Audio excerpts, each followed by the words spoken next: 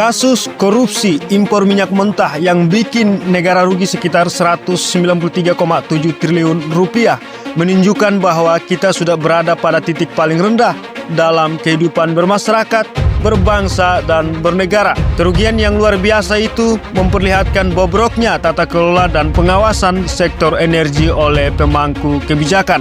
Perampokan uang rakyat yang sadis itu jelas bikin geram. Korupsi sebesar itu terjadi di saat rakyat dihadapkan pada tekanan ekonomi yang semakin kuat, kemiskinan, pengangguran, dan kurangnya lapangan kerja.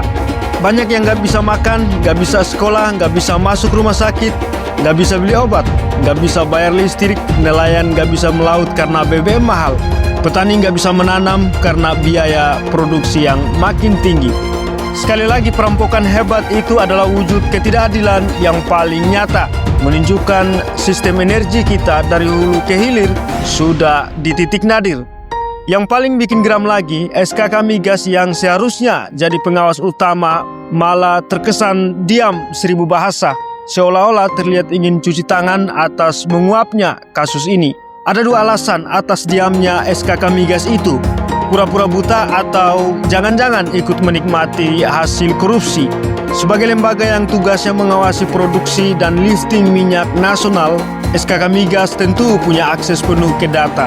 Kalau ada permainan angka yang bikin impor tetap tinggi padahal produksi naik, masa mereka nggak sadar? Apa iya semua ini terjadi tanpa ada restu dari dalam? Setiap tahun kita disodori alasan harga BBM naik karena faktor global.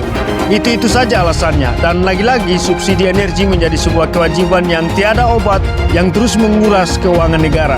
Makin kesini kita kemudian tahu ternyata permainan impor itu justru yang bikin harga minyak makin mahal. Minyak yang seharusnya bisa dipakai buat ketahanan energi malah dikorupsi. Subsidi BBM dikuras, dan yang kena dampaknya tetap rakyat kecil.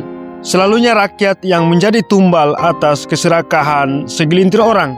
SKK Migas sebenarnya pengawas atau cuma stempel legal buat mafia minyak berkembang biak? Kenapa uang negara bisa kecolongan sebesar itu? Siapa yang ngasih jalan buat broker ilegal? Apa ada pejabat SKK Migas yang kebagian jatah? Kejaksaan harus bertindak tegas, transparan, dan tanpa pandang bulu. Para perampok uang rakyat harus dihukum seberat-beratnya. Jangan cuma tangkap eksekutornya, tapi juga otaknya, termasuk di dalam SKK Migas itu sendiri. Satu hal lagi, Kejaksaan Agung boleh bangga bongkar kasus mafia minyak itu. Tapi kalau ujung-ujungnya pelaku utama nggak tersentuh, buat apa? Sudah terlalu sering kasus korupsi migas kayak begini berulang, tapi tidak sedikit orang-orangnya lolos dari penghakiman negara.